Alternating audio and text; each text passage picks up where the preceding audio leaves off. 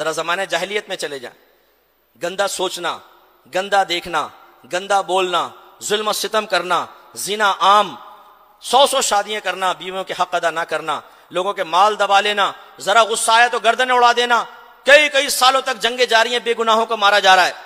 یہ زمانہ جاہلیت میں تھا. لیکن جب میرے آقا صلی اللہ علیہ وسلم نے صحابہ کرام کو کلمہ پڑھایا تو وہ، جیسے میں نے آپ کو ایک لفظ کہا، وہ باتوں کے غازی نہیں تھے، وہ کام کے غازی تھے.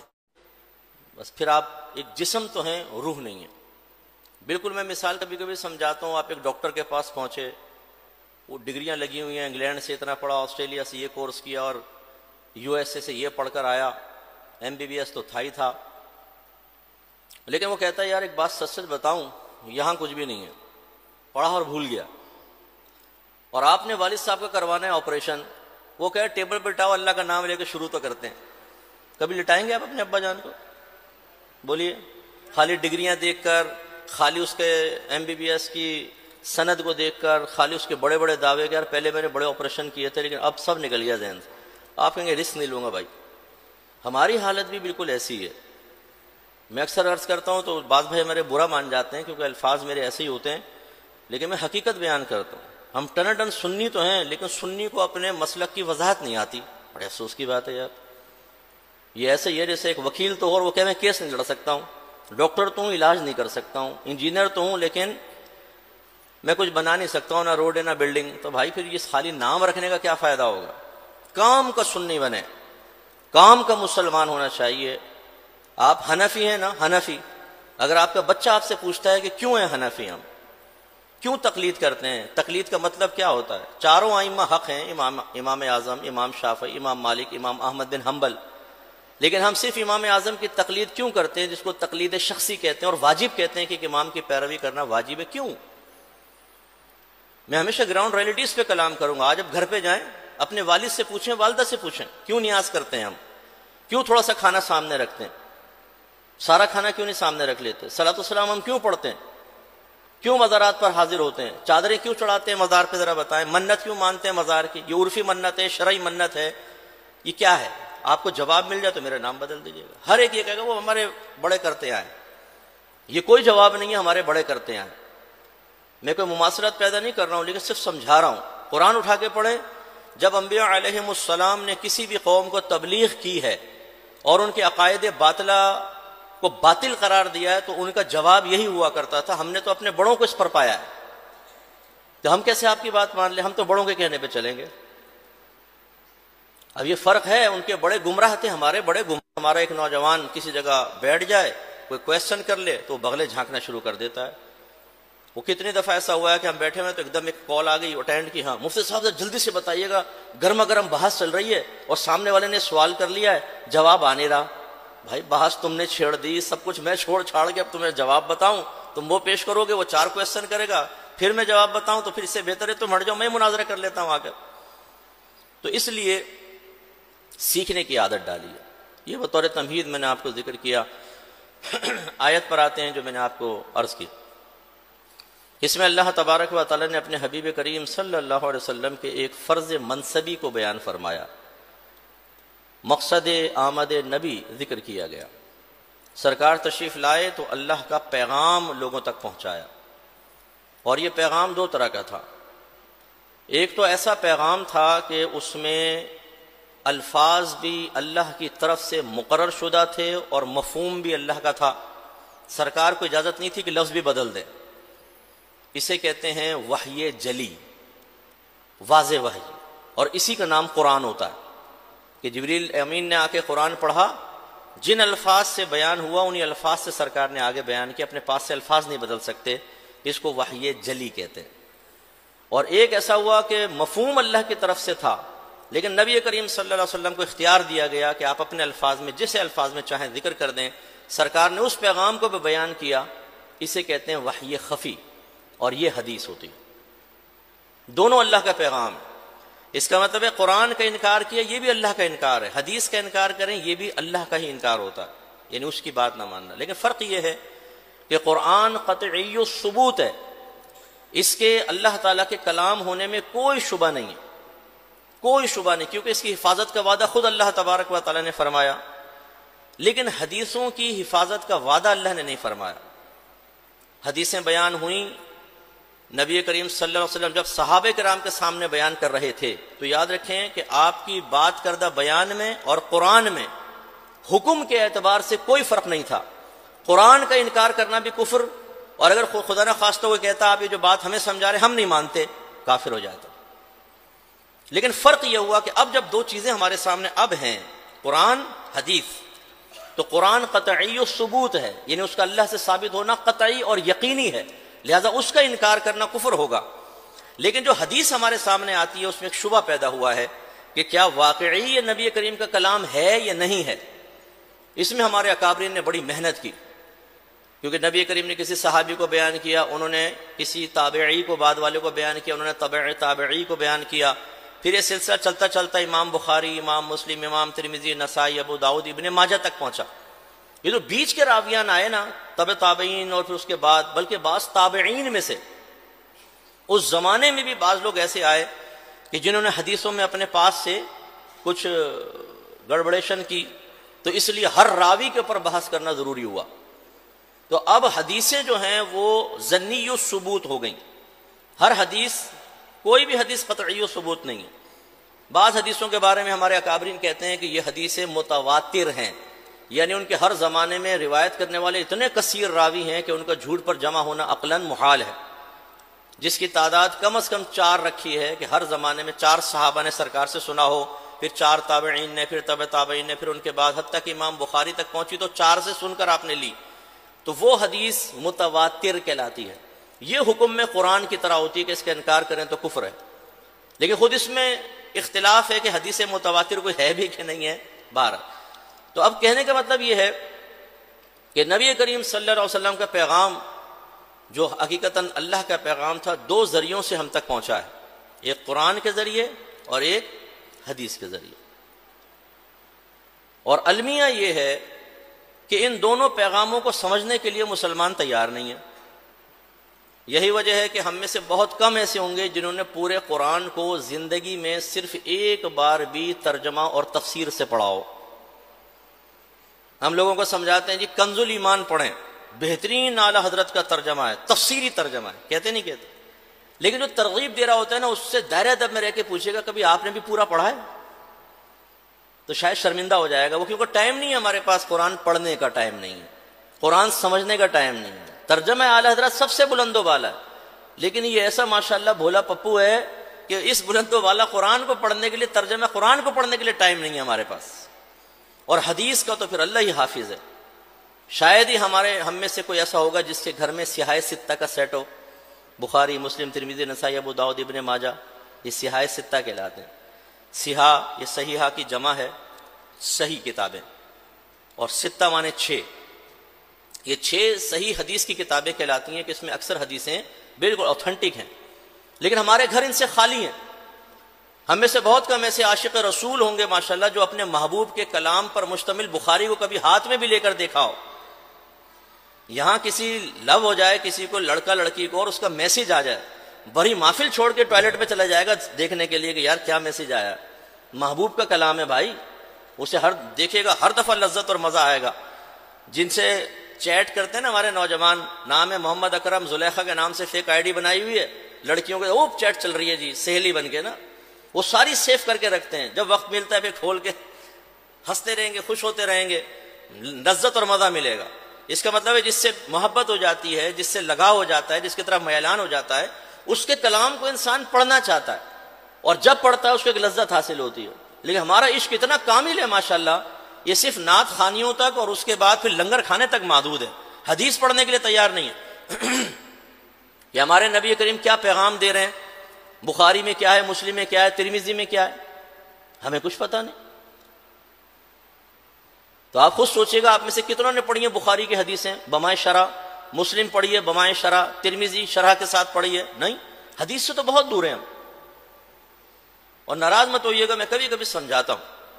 چلیں یہ تو 2 وحی کی صورتیں ہیں، بہت امپورٹنٹ ہیں، ایک ضمنی چیز ہے لیکن عقلی لحاظ سے اس کو بھی اہمیت دینی چاہیے، جس کو میں یوں سمجھاتا ہوں کبھی کبھی. ایک لڑکے سے آپ پوچھیں بھائی تیرا نام کیا ہے، بولے یار بھول گیا. اچھا آپ کے والدین کا نام کیا، امی کا نام کیا، ابو کا کیا، وہ بھی یاد نہیں ہے. کتنے بھائی بہن ہو بھائی، یہ تعداد تو ذہن میں نہیں رہی. نام بتا دو، وہ بھی نہیں. اچھا بھائی بہن ہے، ہاں ہے تو صحیح، بھائی بہن اتنا یاد ہے. اچھا بہن بھائیوں کی شادی ہو گئی، ہاں ہو گئی. بھابھیوں کے نام، بہنوئیوں کے نام، ان کے بچوں کے نام کچھ بھی یاد نہیں. آپ کیا کہیں گے ایسے شخص کو؟ بولیے، ذی شعور ہے ماشاءاللہ آپ، گلشن معمار کے رہنے والوں، کیا کہیں گے آپ ایسے شخص کو؟ جب تک بولو گے نہیں آگے نہیں چلوں گا. پاگل. اچھا اور چلیں، جو آپ پاکیزہ کلمہ اس کے لیے کہنا چاہیں. آواز سے نہیں، مزید کم از کم آپ یہ تو کہیں گے بھائی تم اس خاندان کے بھی ہو یا نہیں ہو. آپ کو اس کے تعلق پر شک ہو جائے گا، ہے کہ نہیں؟ اب میں آپ سے کوشچن کرتا ہوں، ایک کرسچن آپ سے پوچھتا ہے کہ یہ بتاؤ نبی کریم کی والدہ کا نام کیا تھا، والد کا نام کیا ہے، دادا کا نام کیا تھا، چچاؤں کے نام کیا تھے، آپ کی ازواج جو امہات المومنین کہلاتی ہیں وہ کتنی تھیں، ان کے نام بتاؤ. سرکار کی کتنی بیٹیاں تھیں، ان کے نام بتاؤ. سرکار کے بیٹوں کے نام بتاؤ. ذرا سرکار کے بچپن کے واقعات سناؤ، لڑکپن کے واقعات سناؤ، جوانی کے واقعات سناؤ. اعلان نبوت کے ساتھ 13 سالہ مکی زندگی کے بارے میں تھوڑا بتانا. ہجرت کے بعد سال اول سرکار نے کیا کیا تھا، سال دوم کیا ہوا، تیسرے سال، چوتھا، پانچواں، چھٹا، ساتواں، آٹھواں، نواں، 10واں سال کیا کیسے ہوا، سرکار کیسے فوت ہوئے، آپ کا جنازہ ہوا تھا کہ نہیں ہوا تھا، اور ہوا تھا تو کس نے پڑھایا تھا. ہیں معلومات ہمارے پاس؟ دعویٰ ایسا ہے ہم ہیں نبی کے قریب، ہمیں عاشق، اور نبی کے بارے میں معلوم نہیں. ابھی آپ نے خود یہ آخری جملے میں تائید کی ہے میرے ساتھ کہ اگر کوئی نوجوان اپنے خاندان کے بارے میں ایسا کہے تو ہم کہیں گے بھائی اس خاندان کا بھی ہے کہ نہیں ہے. تو اب اگر وہ کرسچن کہے کہ تم نبی کے بھی ہو یا نہیں ہو، تمہیں تو پتہ ہی نہیں نبی کے بارے میں کچھ، لیکن کہو نہیں. یہ کڑوا سچ ہمیں بڑا برا لگتا ہے. ہم کچھ بھی کرتے رہے، ہمیں بولو عاشق رسول ہیں، غلامی رسول میں موت بھی قبول ہے، جو ہونا عشق مصطفیٰ زندگی فضول ہے.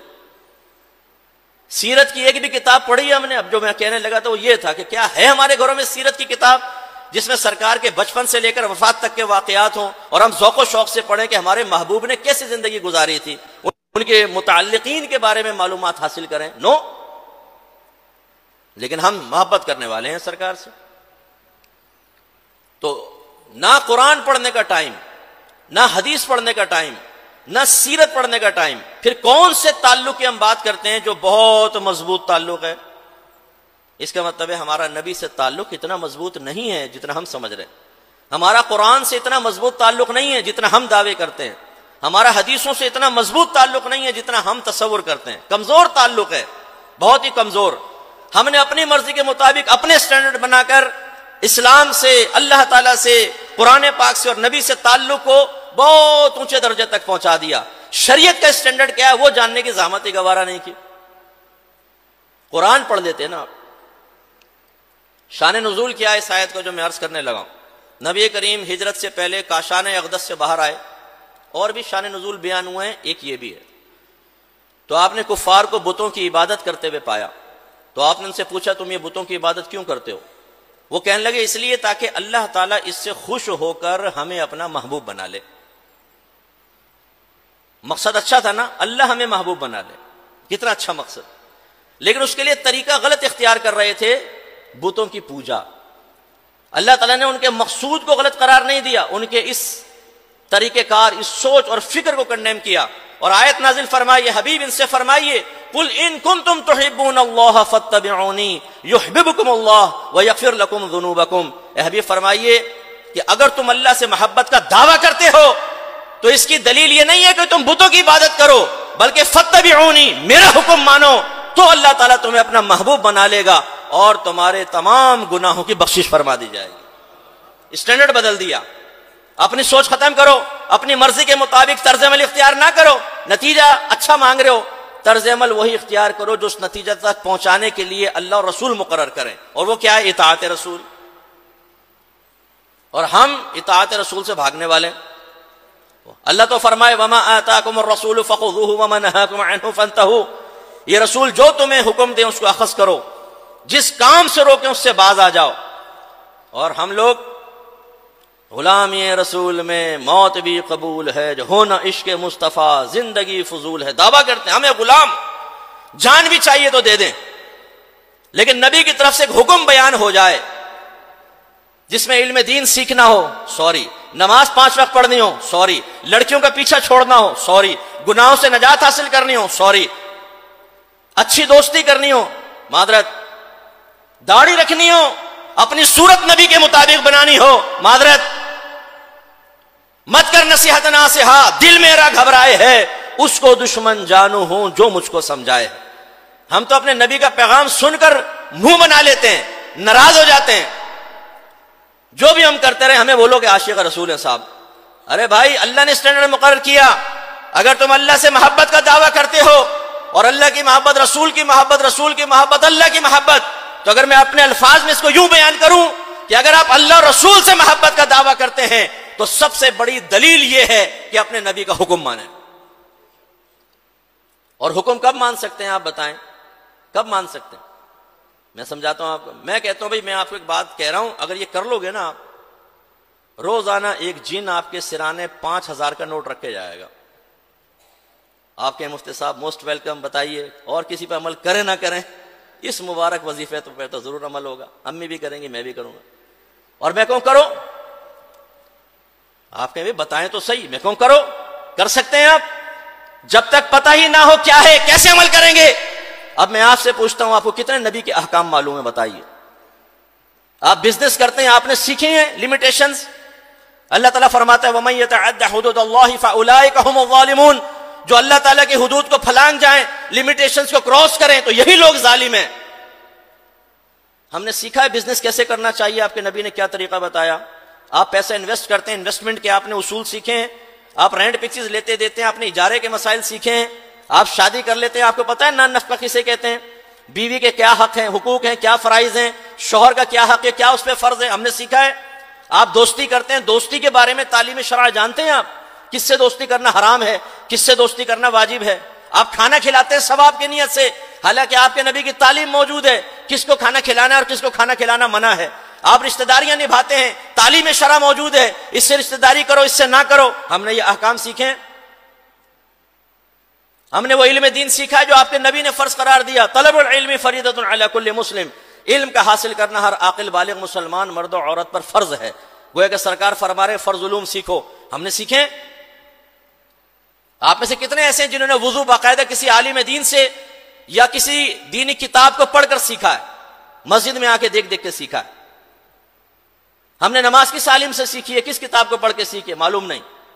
آج آپ گھر میں جائیں، ہم آپ کو گراؤنڈ ریئلٹیز پہ کلام کریں گے، اپنے گھر کی خواتین سے پوچھیں بتاؤ کپڑا پاک کرنے کا شرعی طریقہ کیا ہے، اور کس طریقے سے اگر تم کپڑے پاک کرنے کی کوشش کرو گے وہ پاک ہی نہیں ہوگا، اور مرد ناپاک کپڑے پہن کر جمعے پڑھ رہا ہوگا، عید پڑھ رہا ہوگا، اس کی نمازیں برباد ہو رہی ہوں گی۔ بتاؤ آپ کی خواتین بتا دیں تو مجھے بولیے گا۔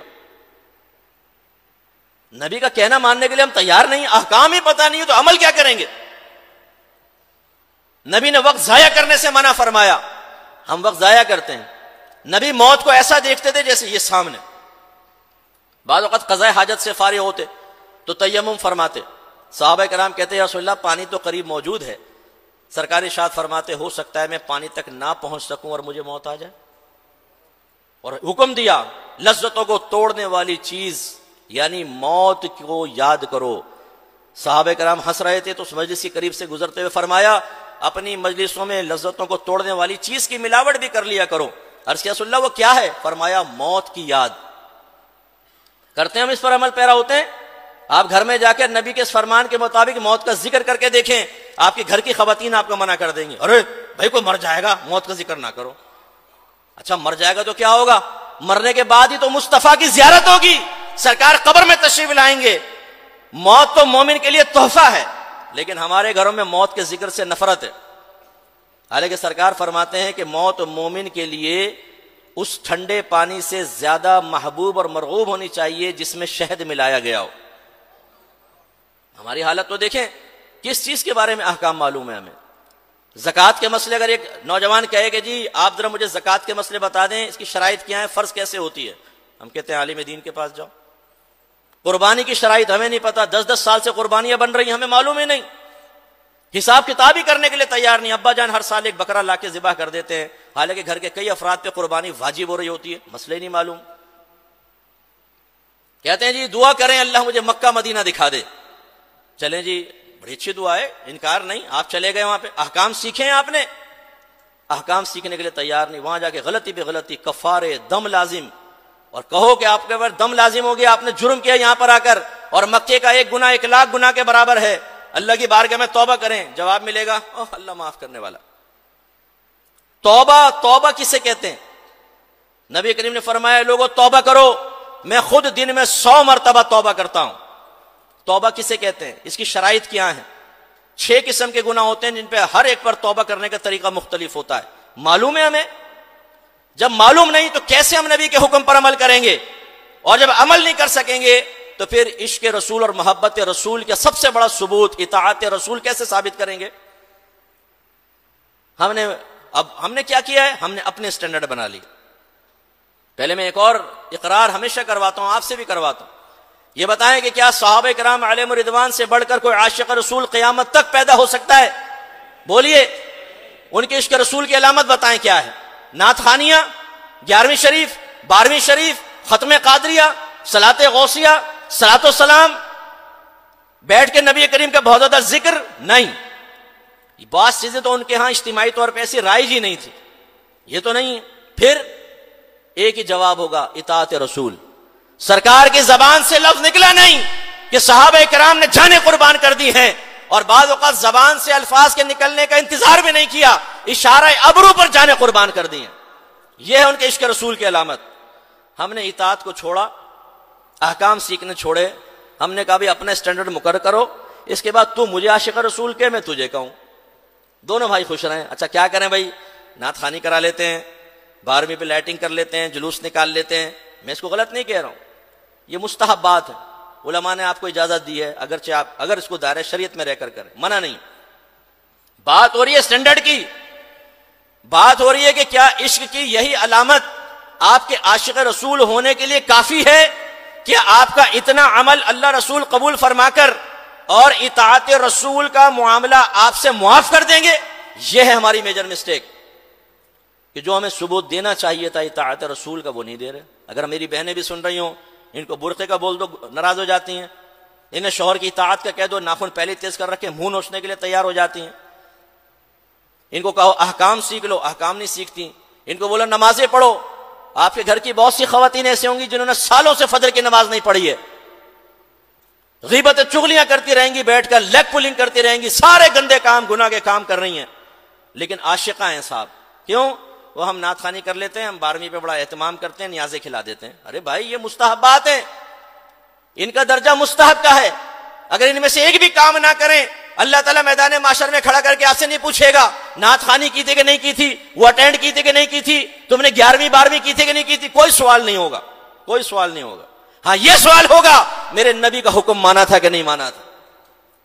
جب نبی کے احکام تمہارے سامنے آئے تھے تو چہرے کا زاویہ بگڑ تو نہیں گیا تھا؟ بیٹھ کے کھانے کی عادت تھی، باتوں کے غازی تھے، یا عمل بھی کیا تھا؟ یہ سوالات ہوں گے۔ تو صحابہ کرام کی زندگی ہمارے لیے معیار ہے، وہ ہمارے رول ماڈل ہے۔ دیکھ لیجئے ان کی زندگی نا، جو آج ہم کر رہے ہیں، کیا ان کی زندگی ایسی ہی تھی؟ ثابت کریں ذرا۔ میں کہتا ہوں، چیلنج کرتا ہوں آپ کو، ایک سنی چیلنج کر رہا ہے آپ کو، ثابت کریں کہ صحابہ کرام نے ہماری طرح روزانہ نعت خوانیاں رکھی ہوں، پروفیشنل نعت خوانوں کو بھاری بھاری لفافے دیے ہوں، وہ ڈیوٹیاں نبھا رہے ہوں، ایک یہاں پڑھا فوراً ٹائم دیکھا، دوسری نعت خوانی، تیسری میں، چوتھی میں، 5ویں میں نبی کے نام کو بیچ بیچ کے اپنے بنگلے بنائے اور آپ کو مطمئن کیا کہ آپ عاشق رسول ہیں، نعت خوانی اٹینڈ کر لیں آپ جنت میں چلے جائیں گے۔ کیا یہ معیار صحابہ کرام کا معیار تھا؟ حسان بن ثابت نے ایسے ہی کیا کہ ایک دن یہاں نعت پڑھی وہاں سے پیسہ لیا، یہاں نعت پڑھی وہاں سے پیسہ لیا اور کہا تم سب جنتی ہو جاؤ گے۔ اس کے بعد کوئی پرواہ نہیں ہے کہ رسول کیا فرما رہے ہیں، اللہ قرآن میں کیا فرما رہا ہے۔ اگر ہے تو ثبوت پیش کریں نا، ہم پہ ناراض ہونے سے پہلے ہمارے سوالوں کا جواب دیں۔ کسی کی زبان بند کرا دینے سے آپ جنتی نہیں ہو جائیں گے، کسی کے حق کی آواز دبانے سے آپ نجات نہیں پا جائیں گے، آپ اللہ کی بارگاہ میں جواب دہ ہوں گے۔ جو آپ کو صحیح راستہ دکھائے وہ آپ کا دوست ہے، اور جو آپ کو خوابوں کے اندر رکھے وہ آپ کا پکا دشمن ہے۔ میدان معاشر میں آپ پچھتائیں گے۔ معیار صحابہ کرام کی زندگی ہے۔ اگر آپ کہتے ہیں کہ ہم بالکل سرکار کی طرح صحابہ کرام کی طرح زندگی گزار رہے ہیں، موسٹ ویلکم، چلیں بیٹھتے ہیں۔ آپ صاحب علم ہیں، میں تو ایک طالب علم ہوں، بات کر لیتے نا بیٹھ کر۔ اپنی زندگی کو کیوں نہیں گزار رہے ہم اللہ کے رسول کے بتائے ہوئے طریقے کے مطابق؟ مشکل ہے، مشکل ہے۔ بیٹے بیٹے کھانے کو مل جائے بس صحیح ہے نا، تو مجھے عاشق رسول کہ میں تجھے کہوں.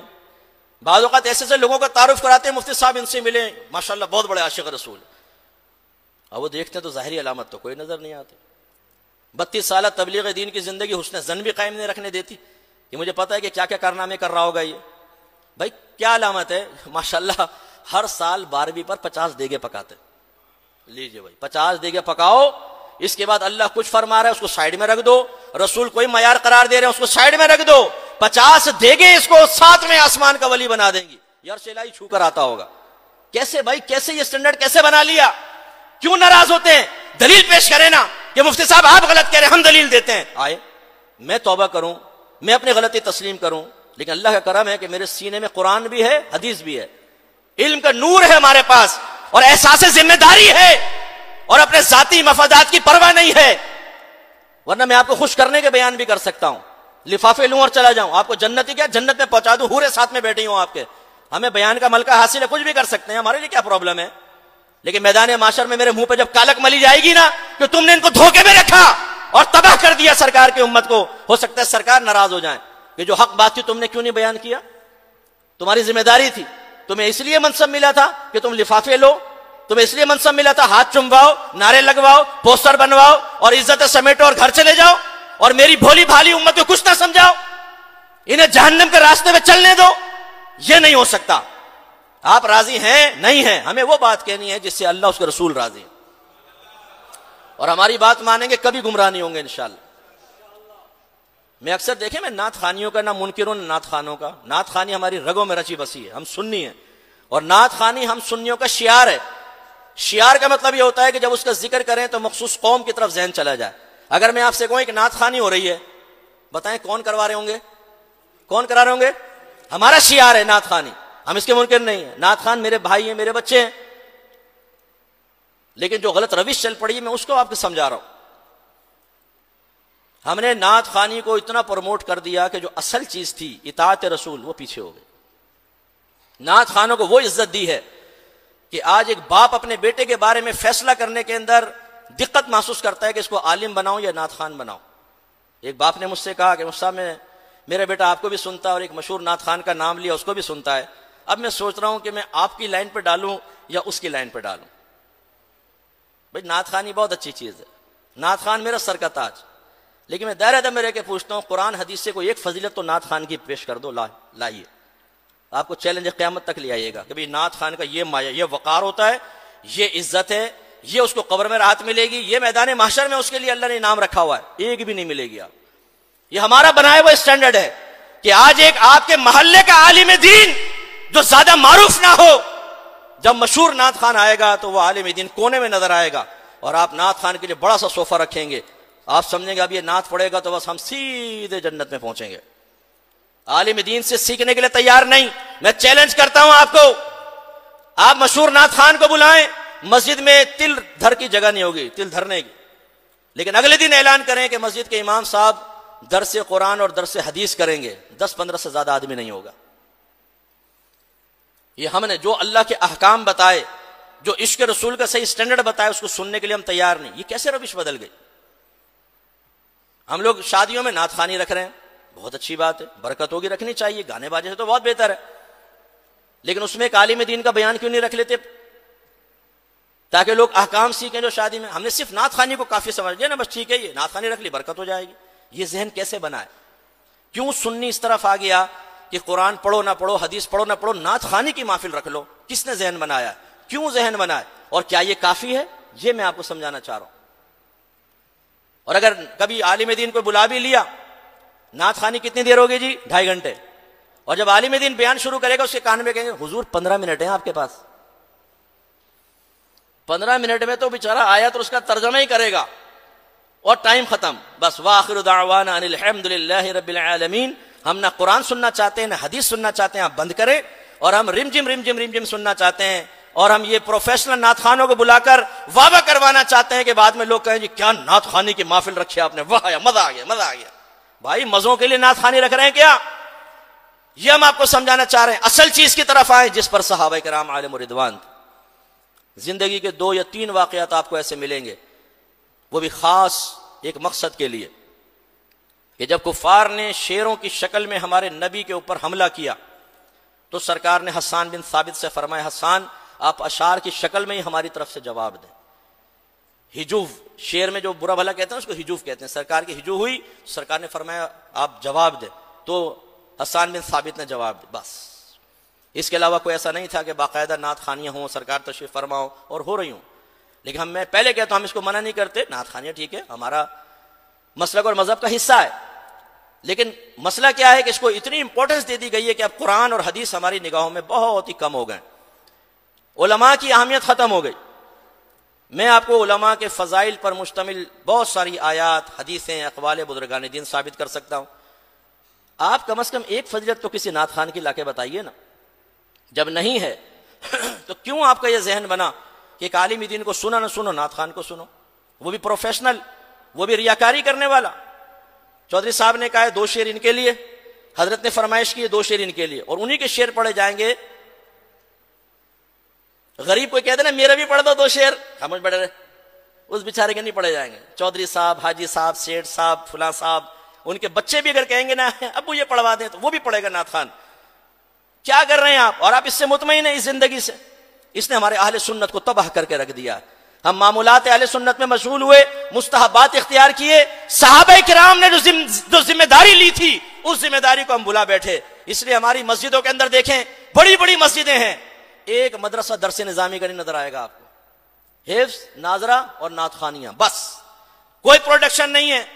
نوجوان اگر علم سیکھنا چاہتا ہے, وہ عالم بننا چاہے, مفتی بننا چاہے, کوئی اسٹیج نہیں ہے ہمارے پاس. ہم اس وقت ایک سروے کے مطابق پاکستان میں 80% اہل سنت و جماعت, 20% میں باقی تمام مکتبہ فکر اور دیگر اقلیتیں جو غیر مسلم ہیں وہ 20% میں شامل ہیں. 80% میں ہونے کے باوجود ہماری مسجدوں کا آپ حال دیکھ لیجئے, ایک درس نظامی کی کلاس نہیں ہوتی اس کے اندر. یوں ڈالیں گے نگاہ ادھر ادھر, دیکھا ایک صفحہ پلٹ دی, اچھا بعد انگلی پھیر رہے ہیں, کیا کر رہا ہے بھائی؟ بسم اللہ بسم اللہ بسم اللہ بسم اللہ, بسم اللہ کا قرآن پڑھ رہا ہوں.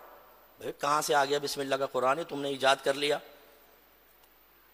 دوسرے نے ختم کر لیا, سے کہتے یار ادھر آ, یہ صفحہ تو پڑھ یہ میں پڑھوں, اور ہاتھ بڑھ گیا. یہ پتہ ہی نہیں کہ جب آپ ایک صفحہ ختم کر کے دوسرا وہ پڑھ رہا ہے, اس سے اگلے پہ جائیں گے, ہو سکتا ہے مضامین آپس میں ایسے ملے کہ کفر ثابت ہو جائے. کیونکہ یہاں فرض کریں لکھا ہوا ہے کہ اگر تم نماز پڑھو گے, نیک عمل کرو گے تو, اب آپ نے اگلے صفحے آیا اور ادھر تھا جو صفحہ آپ نے اس کو پڑھنے کو دے دیا, اس میں تھا کہ کفار, پھر آگے تھا وہ جہنم میں جائیں گے. اب آپ ملا لیں, آپ نے کیا مضمون بنا دیا؟ جو نماز پڑھے گا, اللہ کی اطاعت کرے گا, وہ جہنم میں جائے گا. یا آپ پڑھ رہے ہیں, آپ نے معنی فاسد کر دیا کہ امام ایسے پڑھ دے نماز فاسد ہو جائے گی, سب کی نماز برباد ہو جائے گی. ہم کیا کر رہے ہیں قرآن کے ساتھ؟ آپ اندازہ کر. جس کے اصالے ثواب کے لیے کر رہے ہوتے ہیں وہ بھی شاید کہہ رہا ہوگا کم بختو, پیٹ بھر کے میرے تیجے کا کھانا کھا گئے تم لوگ اور آدھا قرآن بھیجا ہے میرے پاس. مجھے اچھی طرح یاد ہے میرے بھائی جو تھے وہ ماشاءاللہ قد کاٹ کے بڑے اچھے تھے, وہ بچپن میں نہیں پڑھا تھا قرآن, پھر وہ ہمارے ساتھ ہی پڑھ رہے تھے. تو ہمارے حافظ صاحب تھے, وہ قرآن خوانیوں میں بچوں کو لے جاتے تھے. اب وہ ذرا لمبے چوڑے دکھانے ہوتے تھے تاکہ ذرا روب رہے میزبان کو, بڑے بڑے قاری حضرات آئے گھر کے اندر پڑھنے کے لیے. تو ہمارے بھائی وغیرہ کہتے تھے کہ ہمیں تو آتا نہیں, انگلی پھیرتے رہنا تم لوگ بس. کوئی ایسے حافظ صاحب بیٹھے ہو تو میں آپ پہ اٹیک نہیں کر رہا ہوں بھائی, ناراض نہ ہو, لیکن حفاظ کا معاملہ بس ایسا ہی ہوتا ہے. جو پیشہ ور قسم کے ہوتے ہیں نا, وہ پھر جا کر اب وہ دیکھیں انہوں نے قرآن خوانی رکھی ہے مردے کے اصالے ثواب کے لیے, اور انہیں پڑھنا بھی نہیں آتا, تم انگلی پھیرتے رہنا خالی بس. وہ جا کے انگلی, اور مردہ بھی بیچارہ تڑپ رہا ہوگا, ایک سپارہ تو آ گیا, بیچ کے سارے غائب, 10 غائب, 11واں آ رہا ہے. بھائی یہ 9 سپارے کہاں چلے گئے؟ وہ گئے نہیں ہیں, یہ کھا گئے, موٹے موٹے بکرے جو ہیں یہاں پہ یہ کھا گئے, اور نیازیں ایسے کھائیں گے دبا دبا کے مٹھائیاں, او شربت پہ شربت, اور ڈکارے لے کے باہر نکل گئے. یہ جائز تھا پڑھنا کھانا ہمارے لیے؟ لا حول ولا قوت. یہ ہم لوگوں کی حالت. تو سرکار نے تلاوت قرآن فرمائی, ہم تلاوت قرآن سے دور. سرکار نے قرآن اور حکمت سکھائی, ہم سیکھنے سے دور. آپ کی مسجد میں ہو سکتا ہے درس قرآن ہوتا ہو, درس حدیث ہوتا ہو, مجھے نہیں معلوم, لیکن اگر ہوتا ہے تو دیکھیں اس میں کتنے لوگ بیٹھتے ہیں, اور کتنوں کو اپنے کام یاد آتے ہیں. جی کہاں میں ذرا جا رہا ہوں, اور کام کیا ہے؟ ڈھابے پہ کوئی ہوٹل پہ بیٹھ کے چائے پینی ہے دونوں بھائیوں نے, یہاں نہیں بیٹھنے کے لیے تیار, قرآن سننے کے لیے تیار نہیں. اور پھر تزکیہ نفس. تزکیہ نفس کا مطلب کیا ہے؟ آدمی اپنے آپ کو بالکل پاکیزہ کر لے. ذرا زمانہ جاہلیت میں چلے جائیں, گندا سوچنا, گندا دیکھنا, گندا بولنا, ظلم و ستم کرنا, زنا عام, 100 شادیاں کرنا، بیویوں کے حق ادا نہ کرنا، لوگوں کے مال دبا لینا، ذرا غصہ آیا تو گردنیں اڑا دینا، کئی سالوں تک جنگیں جاری ہیں، بے گناہوں کو مارا جا رہا ہے. یہ زمانہ جاہلیت میں تھا. لیکن جب میرے آقا صلی اللہ علیہ وسلم نے صحابہ کرام کو کلمہ پڑھایا تو وہ جیسے میں نے آپ کو ایک لفظ کہا، وہ باتوں کے غازی نہیں تھے، وہ کام کے غازی تھے. سرکار نے فرمایا اپنی برادری کو چھوڑ دو، کلمہ پڑھو، جو کلمہ پڑھے گا وہ تمہارا ہے، ورنہ سگا باپ بھی ہو تو تمہارا نہیں ہے. انہوں نے کہا لبیک رسول اللہ، ہم حاضر ہیں.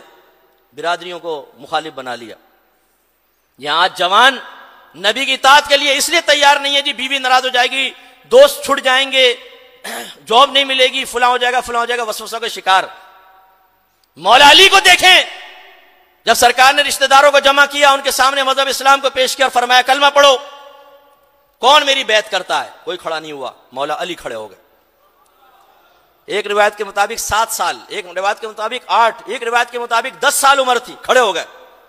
ہمارا کوئی بچہ ہو کہے گا پہلے ابو سے پوچھ لو، امی سے، وہ قوت فیصلہ نہیں رکھتا. مولا علی کھڑے ہو، میں بیعت کرتا ہوں. سرکار نے فرمایا بیٹھ جائیں. پھر ترغیب دی، پھر کہا مجھ سے کون بیعت کرتا ہے؟ کوئی نہیں کھڑا ہوا. مولا علی کھڑے ہو گئے. سرکار نے فرمایا بیٹھ جاؤ. تیسری مرتبہ ترغیب دی، پھر پوچھا کون بیعت کرتا ہے؟ کوئی نہیں. مولا علی کھڑے ہوئے. سرکار نے فرمایا آگے آؤ، ان کو بیعت کر لیا. صدیق اکبر ایمان لائے، بی بی خدیجہ ایمان لائی سب سے پہلے، حضرت بلال غلاموں میں ایمان لے کر آئے. سب لوگ ناراض ہو گئے، کاروباری ڈیلز ختم ہو گئیں. پہلے جو محبت سے ملتے تھے غصے سے گھور کے چہرہ پھیر کر نکل جانے لگے. بھری دنیا میں تنہا ہو گئے، اجنبیت، لوگوں کے رویے بدل گئے. لیکن انہوں نے کوئی پرواہ نہیں کی. ہمارے نبی نے کہہ دیا تو بس نبی کے پیچھے جانا. ایسا تزکیہ کیا سرکار نے. پھر حکم ہوا 13 سال تک اس مشقتوں کو سہنے کے بعد سرکار نے فرمایا مدینے جاؤ، نکل جاؤ، ہجرت کرو. ہجرت واجب ہو گئی.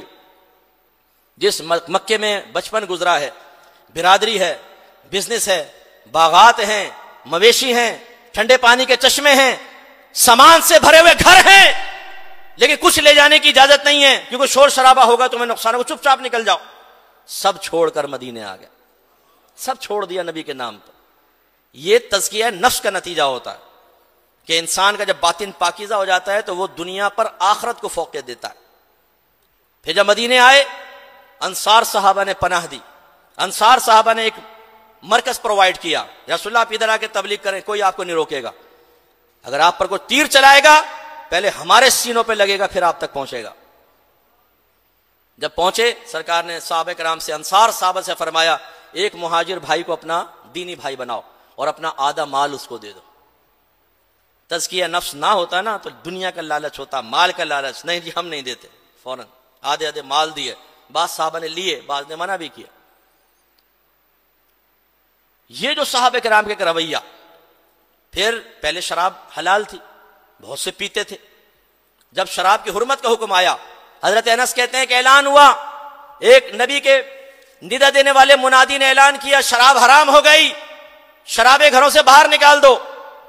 کہتے ہیں ہم نے یہ دیکھا کہ لوگوں نے جو مٹکوں میں شراب رکھی ہوئی تھی وہ لا کے باہر بہائی، اور مدینے کی گلیوں میں شراب ایسے بہ رہی تھی جیسے پانی بہ رہا ہو.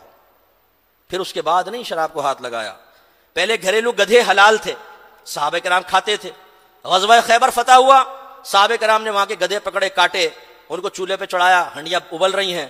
میرے آقا نے اعلان فرمایا اب میں تم پر گھریلو گدھوں کو حرام کرتا ہوں، کوئی نہیں کھائے گا. صحابہ کہتے ہیں بھری ہوئی ہانڈیاں ہیں، آگ جل رہی ہے، لذیذ کھانا تیار ہو رہا ہے، ہانڈیوں کو الٹ دیا. کسی نے بھی یہ نہیں کہا آج تو بوٹی کھا لے اس کے بعد نہیں کھائیں گے. نو، نبی نے فرما دیا نا، ختم بات. سرکار نے چندہ مانگا، لاؤ اپنے بھائیوں کی مدد کرو، غزووں کے لیے، جہاد کے لیے چندہ دو. دل کھول کر چندہ دیا. اصحاب صفہ اپنے خواہشات نفسانی کو قربان کر کے رات دن علم سیکھا کرتے تھے. یہ تھا صحابہ کرام کا طرز زندگی. یہ ہے سرکار کی محبت کا ثبوت. یہ ہے اسٹینڈرڈ. کیا ہم اس کے لیے تیار ہیں؟ نمبر 1، سرکار نے فرمایا عقیدے بدل لو، تمہارے عقیدے خراب ہیں. صحابہ کرام نے کہا لبیک. آپ نے اور میں نے اپنے عقائد کے بارے میں غور کیا ہے کہ اس میں کتنا صحیح ہے اور کتنی اس میں ملاوٹ ہو گئی ہے. ہم اہل سنت ہیں، ہم کہتے ہیں ہم حق پر ہیں، الحمدللہ رب العالمین. جب میں مذہبی ماحول سے وابستہ ہوا، دین کی طرف آیا، تو میرے ذہن میں ایک جستجو تھی کہ ہم جو کر رہے ہیں وہ صحیح ہے کہ نہیں کر رہے. مجھے قرآن و حدیث سے دلیل چاہیے. میں نے اسٹڈی کی، محنت کی اس کے اوپر، اور نکھر کر ہمارا مذہب مسلک سامنے آیا قرآن و حدیث کے دلائل کے ساتھ. اور جہاں کوئی دلیل نہیں ملی ہم نے اس کو سائڈ میں کر دیا، بالکل ہم اپنے گھروں سے ختم کر دیا۔ 10 بیویوں کی کہانی ہمارے گھر میں پڑھی جاتی تھی، ہٹا دیا۔ مزار پہ آپ چادر چڑھاتے ہیں، پوچھا ہے کبھی آپس میں چادر کیوں چڑھاتے ہیں؟ کیا مردے کو فائدہ ہوتا ہے؟ کس شریعت نے کہا ہے کہ آپ کو چادر چڑھائیں؟ آل حضرت نے ایک چادر کے بعد دوسری چادر کو بیجا قرار دیا ہے۔ اس کا ایک بنیادی مقصد تھا، جب ہمارے اکابرین نے قبور کے اوپر کپڑا ڈالنے کی اجازت دی تھی، پتہ ہے میں کس لاجک کے تحت دی تھی؟ نہیں، ہم نے اس چیز کو بھی یہ نہیں کرنا ہے کیونکہ یہ مذہب کا حصہ نہیں، چھوڑ دیا۔ آپ بھی پہلے سیکھیں کہ چادر منتیں مان رہے ہیں، میرے بچہ ہو گیا داتا صاحب کے چادر چڑھاؤں گا، بھائی کیوں؟ چادر کون سی عبادت ہے چڑھانا؟ بتاؤ تو صحیح، غور تو کریں نا۔ اب ہم میں رچ بس گئی ہیں نا چیزیں۔ بی بی فاطمہ کے نیاز ہوگی، گھر کے مرد نہیں کھائیں گے۔ کنڈوں کے نیاز ہوگی، کمرے میں رکھی ہوگی، مٹی کے کنڈوں کے اندر ہی ہوگی، دوسرے کمرے میں لے جا کے نہیں کھا سکتے، وہیں بیٹھ کے کھاؤ۔ کیوں ہم نے یہ چیزیں ایڈ کر دی ہیں؟ اس کا مطلب ہے بعض اوقات اصل چیز جائز ہوتی ہے، ایڈنگ اس میں ہو جاتی ہے۔ تو جب سرکار صلی اللہ علیہ وسلم نے صحابہ کرام کو فرمایا تمہارے عقائد غلط ہیں، انہوں نے بدلے۔ آپ کو بھی اور ہمیں بھی ضرورت ہے کہ نبی کی اطاعت میں اپنے عقائد پر غور کریں۔ تقدیر کا مسئلہ سیکھیں، پوچھیں، آج جا کر اپنے والد صاحب سے پوچھئے گا، دائرہ ادب میں رہ کر، والدہ سے، اپنے چچا سے، تایا سے، ماما سے، دادا سے، نانا سے پوچھیں کہ تقدیر کسے کہتے ہیں، تقدیر کی کتنی قسمیں ہیں، کون سی تقدیر ایسی ہے کہ نبی بھی دعا کرنے لگے تو اللہ تعالیٰ دعا سے روک دیتا ہے، وہ تقدیر نہیں بدلتی؟ کون سی تقدیر ایسی ہے جو تدبیر اور دعا سے بدل جاتی ہے معلومات ہمیں، ہے ہمارے گھر والوں کو معلومات؟ یہ میں آپ کو سمجھا رہا ہوں۔ تقدیر کے مسئلے میں تذبذب میں ہیں ہم، اور بعض اوقات اس کی وجہ سے ایمان بھی ضائع ہو جاتا ہے۔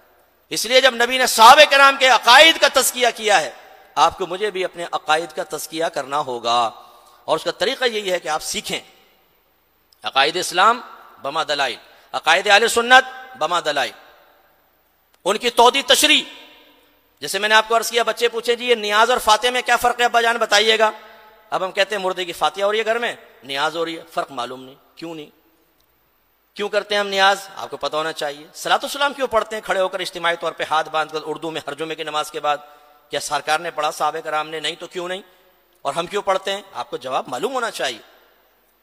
مزارات پہ کیوں جاتے ہیں؟ چادر کیوں چڑھاتے ہیں؟ منت کیوں مان لیتے ہیں؟ منت شرعی کیا ہے اور منت عرفی کیا ہے، جو حقیقتاً منت نہیں ہے لیکن چلے ہمارے عرف میں رائج ہو گئی؟ یہ معلومات آپ کو ہونی چاہیے۔ یہ کب آئیں گی؟ سیکھنے سے آئیں گی، تو یہ سیکھیں۔ دوسری چیز، جب دین کا نفاذ مشکل ہو گیا، اعلانیہ طور پر دین اسلام پر چلنا مشکل ہوا، سرکار نے فرمایا ہجرت کرو، چھوڑ دو اپنا گھر بار۔ اور جب سرکار نے فرمایا یہ خطائیں گناہ چھوڑ دو کیونکہ اللہ کا حکم نازل ہو گیا، اب یہ نہیں کر سکتے، ختم۔ آپ اور میں تیار ہیں اس کے لیے، اس معیار کو پیش کرنے کے لیے؟ ہم پہ بھی ہجرت واجب ہوتی ہے، یاد رکھیں۔ بعد اوقات ہجرت کا اصل مفہوم تو یہ ہے کہ ایک مقام کو چھوڑ کر دوسرے مقام کی طرف چلے جانا تاکہ دین پر عمل کرنا آسان ہو جائے، لیکن ہجرت معنوی بھی ہوتی ہے، گناہ چھوڑ کر نیکی کی طرف آ جانا۔ سرکار نے فرمایا جانتے ہو مہاجر کون ہے؟ اشیا رسول اللہ آپ بتائیں۔ فرمایا جو ہر اس چیز کو چھوڑ دے جس سے اللہ نے منع فرمایا، یعنی ہجرت کرے گناہوں سے نیکیوں کی طرف، گندہ ذہنی سے پاکیزہ ذہنی کی طرف، ماں بہن کی گالیاں بکنے سے پاکیزہ کلمات کی طرف، چرسی، موالی، زانی، گندے غلیظ دوست جو جہنم کی طرف آپ کو گھسیٹیں، آپ کے ذہن کو گندا کریں، کسی کی بہن، کسی کی ماں، کسی کی بیٹی کے اوپر تبصرے کریں، ہجرت کریں، چھوڑیں اور پاکیزہ لوگوں کے درمیان آ کر بیٹھیں۔ تیار ہیں ہم اس کے لیے؟ ذرا سوچیں، اپنے آپ کو پاک کرنے کے لیے تیار ہیں؟ گندا ذہن، گندا سوچتا رہے گا نوجوان، غلیظ قسم کا تصور، زنا کا تصور، لڑکیوں کا تصور، یہ اس میں بعض اوقات غسل واجب کر بیٹھتا ہے وہ، اس لیے خواب بھی گندے گندے نظر آتے ہیں۔ بدنگاہی، رمضان کے اندر بہت سارے کیسز ہمارے سامنے ایسے آتے ہیں کہ جو انٹرنیٹ پر گندی چیز دیکھ رہے تھے، غسل واجب ہو گیا، روزہ رہا کہ نہیں رہا؟ ارے یار تمہیں شرم نہیں آتی؟ حالت روزہ میں تم گندی چیزیں دیکھ رہے تھے۔ اسی طریقے سے لڑکیوں سے دوستیاں، گالی گلوچ، غلط قسم کا کاروبار کرنا، حرام کمانا، کیا ہم ان کی ہجرت کے لیے تیار ہیں؟ کیوں نہیں ہے ہمارے اندر وہ ہمت کہ ہم گناہ چھوڑ دیں اور اپنے نبی کے لیے ہجرت کر کے پاکیزہ زندگی کی طرف آئیں؟ اس کا مطلب ہے کہ نہیں تو ہم باتوں کے غازی ہیں، عمل کے غازی نہیں۔ صحابہ کے کرام کے طریقے پہ تو ہم نہیں ہیں۔ سرکار نے فرمایا آدھا مال اپنے بھائیوں کو دے دو، انصار صحابہ سے فرمایا آدھا نہیں تو کچھ تو دے دیں، کسی اپنے سنی بھائی کو دیکھیں غریب ہے اس کی مدد کریں، اسے مالی سپورٹ فراہم کریں۔ ایسے اصحاب صفہ جو علم سیکھتے تھے سرکار کے صحابہ، سرکار صحابہ کرام کو ترغیب دیتے تھے ان کی مدد کریں۔ میں نے کہیں نہیں سنا کہ سرکار نے فرمایا حسان بن ثابت نے ہماری نعت پڑھی ہے، لاؤ بھی سب چندہ کرو، اس کو دے دو، یہ میں نے نہیں سنا۔ یہ ضرور سنا جو علم دین سیکھ رہے تھے ان کے لیے سرکار نے فرمایا روزانہ رات کو کوئی جس کو اللہ تعالیٰ نے طاقت دی ہے اپنے اصحاب صفہ میں سے ایک بھائی کو اپنے ساتھ لے جائے اور اس کی مہمان نوازی کرے۔ جو رہ جاتا تھا سرکار فرماتے تھے آؤ میرے ساتھ آؤ، ان کو اپنے ساتھ بٹھاتے تھے۔ بعض اوقات ایسا بھی ہوتا تھا کچھ بھی نہیں ملتا تھا، وہ صحابہ بھوکے پیاسے سو جاتے سرکار کے لیے علم دین سیکھ رہے ہوتے تھے۔ ہم دینی مدارس میں کتنے پیسے دیتے ہیں؟ غور کریں، آپ میں سے کس نے زندگی میں ایک عالم بنایا ہے، ایک مفتی تیار کیا ہے؟ اگر آپ اور میں اہل سنت کے اداروں میں پڑھنے والے ایک ذہین اور غریب طالب علم کی کفالت کر لیں اور اس کو فنڈ فراہم کریں، ہو سکتا ہے کہ 8 سال بعد آپ کے پیسے سے، آپ کی محنت سے ایک عالم دین بن جائے جو سنت کی ترویج و ترقی میں مدد دے۔ سرکار نے ایک قائم کیا ادارہ جو باقاعدہ عمارتی طور پہ تو نہیں تھا علم دین سیکھنے کا، آپ نے کیا۔ جو ابھی میں نے اشارہ کیا تھا، ہماری مسجد کی کمیٹیوں کو اپنی ذمہ داریوں کا پتہ نہیں ہے، ناراض مت ہوئیے گا، مجھے نہیں پتا آپ کی یہاں کی سچویشن میں، جنرل ایک بات کہہ رہا ہوں، بڑی بڑی مساجد ہیں، ان کمیٹیوں سے بروز قیامت حساب و کتاب ہوگا۔ یاد رکھیں مسجد تمہارے حوالے کی گئی تھی، تمہیں پتا تھا کہ مسجد کس مقصد کے لیے ہوتی ہے؟ یہ صرف نمازوں کے لیے نہیں ہے، یہ صرف نعت خوانیوں کے لیے نہیں ہے، یہ صرف بیانات رکھنے کے لیے نہیں ہے۔ سب سے بڑا مسجد کا مقصد یہ ہے کہ ایک مدرسہ بنے اور ترویج اور ترقی ہو علم دین کی، جو سرکار نے کیا۔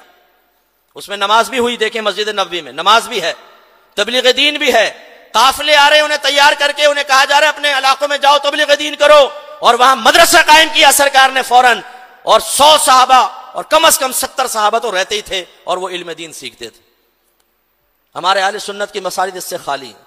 مجھے کہتے ہوئے شرم آتی ہے جن کو آپ اپنا کہتے ہیں جی یہ دیگر مکاتب فکر کے ہیں، وہ جو مسجد بناتے ہیں اگلے دن ایک بورڈ لگ جاتا ہے مدرسے کا جس میں درس نظامی کی کلاسز ہوتی ہیں، ایک کلاس وہاں بٹھا دی جاتی ہے، لا کر 10 15 20 بچے ہوتے ہیں جو درس نظامی پڑھ رہے ہوتے ہیں۔ جو ہمارا بورڈ ہے اس کا نام ہے تنظیم المدارس، اور جو دوسرے حضرات ہیں ان کا بورڈ ہے وفاق المدارس۔ سالانہ رپورٹ نکال کر دیکھیے کہ آپ کے تنظیم المدارس سے سالانہ کتنے عالم بنتے ہیں اور ان کے کتنے عالم بنتے ہیں، کبھی سوچا ہے آپ نے؟ اور جو عالم بنتا ہے وہ جاتا کہاں ہے؟ وہ کہاں جا کے ڈیوٹی سر انجام دے رہے ہیں؟ ہم نعت خوانیاں کر کے خوش ہیں یہاں پر۔ فوج کے اندر تقریباً 98% انہی کے جگہ سے فارغ ہونے والے خطبہ لگتے ہیں، وہ جا کے بیان کرتے ہیں، وہ اپنے مسلک کا کام کرتے ہیں، سب کچھ کرتے ہیں۔ ہر مسجد کے باہر ان کے دیکھیں بورڈ لگا ہوگا، ان کے بورڈ لگے ہوں گے بینر، درس حدیث، درس قرآن، تفہیم قرآن کورس، ہمارے لگے ہوں گے 11ویں 12ویں ختم قادریہ۔ بھائی یہ کریں، لیکن جو اصل صحابہ کرام نے کیا، سرکار نے کیا، وہ کیوں چھوڑ دیا؟ وہ اتنا غیر اہم کیوں ہو گیا؟ کیوں نہیں کلاس سٹارٹ کرتے آپ کے یہاں پر؟ اگر ہے تو بہت اچھی بات ہے، مجھے نہیں معلوم، ایسی بڑی بڑی مساجد کے اندر کلاسز ہونی چاہیے، فنڈ بھی مل جاتا ہے الحمدللہ، جب آپ کام کریں گے لوگ دیں گے، نوجوانوں کو تیار کریں، ہم آپ کی مدد کرتے ہیں۔ جتنے مجھے سن رہے ہیں آپ مجھے بتائیں، میں آپ کو اس کا پورا روڈ میپ بنا کر دیتا ہوں۔ ہر سنی مسجد میں ایک مدرسہ قائم ہونا ضروری ہے جس میں درس نظامی ہو۔ انشاءاللہ 6 یا 8 سال بعد ہر مسجد سے ہمارے 10 12 15 عالم نکلیں گے تو لاکھوں علماء بنیں گے۔ اور ابھی میری جو زندگی گزری میں نے دیکھا ہے 23 سال 30 سال ہو گئے مسجدوں کو، 2 حافظ 4 حافظ، باقی بس ناظرہ پڑھا کے بچوں کو فارغ کر کے جی ماشاءاللہ مدرسہ ہے ناظرہ، عالم ایک بھی نہیں۔ نبی کی سنت کہاں گئی بھائی؟ اور پھر صحابہ کرام کو سرکار نے علم دین سیکھنے کا کہا، بس آخری بات میں ختم کر رہا ہوں، انہوں نے سیکھا، حکم مانا۔ آپ اور میں علم سیکھنے کے لیے تیار ہیں؟ علم سیکھنے کا کہہ دو تو ٹینشن چڑھ جاتا ہے، کون یہ تو داڑھی والوں کو کام ہے، جو مدارس میں پڑھ رہے ہیں ان کا کام ہے۔ ارے نہیں بھائی، ہر شخص پہ ایک اسٹینڈرڈ کا علم سیکھنا تو لازم ہے، جس کو فرض علوم کہتے ہیں، یہ تو سب کے اوپر لازم۔ پھر اس کے بعد عالم بننے والا جو ہوتا ہے اس کو فرض کفایہ کہتے ہیں، وہ آپ کرنا چاہیں ٹھیک ہے، نہیں کرنا چاہیں کوئی بات نہیں، لیکن میں تو کہتا ہوں وہ کریں، کیوں نہیں کرتے؟ آپ عالم بن سکتے ہیں، آپ مفتی بن سکتے ہیں، کوئی پرابلم نہیں ہے، کوئی مشکل نہیں ہے، یہ کوئی ہوا نہیں ہے، ہوا بنایا گیا ہے، یہ کوئی مشکل نہیں ہے، آپ بھی بن سکتے ہیں۔ میں آپ کو آفر کرتا ہوں میری اکیڈمی میں آئے۔ میں نے سنڈے میں ایک اسکالر کورس رکھا ہے 8 سال کا، اونلی سنڈے کلاس ہوتی ہے 3 گھنٹے کی، 2 to 5، 2 پہ سٹارٹ 5 پہ ختم۔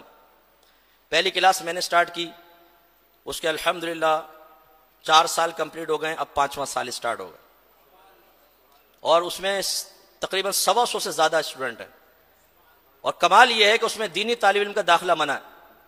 صرف engineer, doctor, professor, bankers, job کرنے والے ہاؤس وائفس آئیں گے اور کوئی نہیں آئے گا. 5واں سال، پھر چوتھے سال میں، پھر تیسرا سال، دوسرا سال، پہلا سال، آ کر دیکھیں کتنی کوانٹٹی میں لوگ علم سیکھ رہے ہیں.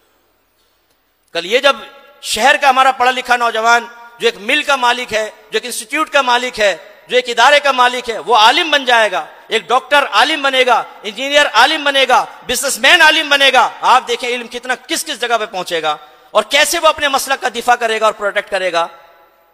تو پھر آپ بھی کر سکتے ہیں. خدا را آئیے اس طرف، اور جو نبی کریم نے بتایا اس پر عمل کریں. اپنے آپ کو مشقت میں ڈالیں، یہ بیٹھ کے کھانے کی عادت کو ختم کریں، کچھ کام کر کے دکھائیں، تب کام ہوگا. اگر آج آپ نے اپنے مسلک کو نہیں سنبھالا، اگر آج آپ نے حقیقی قربانی نہیں دی اور خالی عاشق رسول کھیلیں، تو مجھے کہ میں تجھے کہوں، نعرے لگائیں، کھائیں پیئیں چلے جائیں، یہ سرد مہری قائم رہی، آپ تباہ و برباد ہو جائیں گے. آپ کو اس لیے محسوس نہیں ہوتا کہ آپ نیچے لیول پہ کام کر رہے ہیں. اللہ نے ہمیں تھوڑے سے اپر لیول پہ کام کرنے کا موقع دیا ہے. پورے ورلڈ سے تقریباً ہم سے کانٹیکٹ ہوتے ہیں. ابھی بھی میں، اگر آپ آخر میں دیکھنا چاہیں، 3000 سے اوپر میسج ہوگا جو میں نے کھول کر بھی نہیں دیکھا. جو کھلے ہوئے ہیں وہ تو اور ہزاروں کی تعداد میں. اور ملک، ایسے ایسے ملکوں سے ہمارے پاس میسج آتے ہیں کہ جو کبھی شاید آپ نے نام بھی نہیں سنے ہوں گے. نام میں نے بھی بعض اوقات پہلی دفعہ سنے. وہاں بھی مسلمان ہمارا پہنچا ہوا ہے. اور کیا حالت ہے اہل سنت کی، آپ تصور نہیں کر سکتے. کئی ہزار میل کے رقبے میں ایک عالم دین نہیں ہے جو لوگوں کو دینی مسائل بتائے. لوگ حرام کھا رہے ہیں، حرام زندگیاں گزار رہے ہیں، طلاقیں ہو چکی ہیں، مسائل معلوم نہیں. 20 سال سے زنا ہو رہا ہے گھر کے اندر اور انہیں پتہ ہی نہیں کہ زنا ہو رہا ہے. آپ میں سے کتنوں گھروں میں حرام ہو رہا ہوگا مسائل نہ سیکھنے کی بنا پر. جس دن آپ سیکھیں گے تو آپ کہیں گے استغفر اللہ، یہ تو ہم بھی غلط زندگی گزار رہے تھے. میں یقین سے کہتا ہوں ہمارے سامنے اتنے کیسز آئے ہیں. جب آپ علم سیکھیں گے تو آپ کو پتہ چلے گا. اور وہ مسلک کبھی مضبوط نہیں ہو سکتا جس میں علماء نہ ہو، جس میں صحیح لیڈر نہ ہو. آپ کے پاس کتنے لیڈر ہیں مجھے بتاؤ ذرا، اور جو ہیں وہ عمر کے کس حصے میں ہیں، دنیا سے رخصت ہو جائیں گے، کون ان کی جگہ لینے والے؟ آپ نے سوچا ہے کبھی سنجیدگی کے ساتھ کون رہنمائی کرے گا؟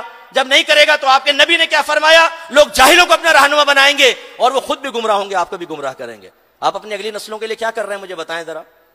اس لیے ہم یہ چاہتے ہیں کہ آپ بھی علم سیکھیں، اپنی زندگی کو ویسا بنائیں جیسا آپ کے نبی نے اور اللہ نے چاہا ہے.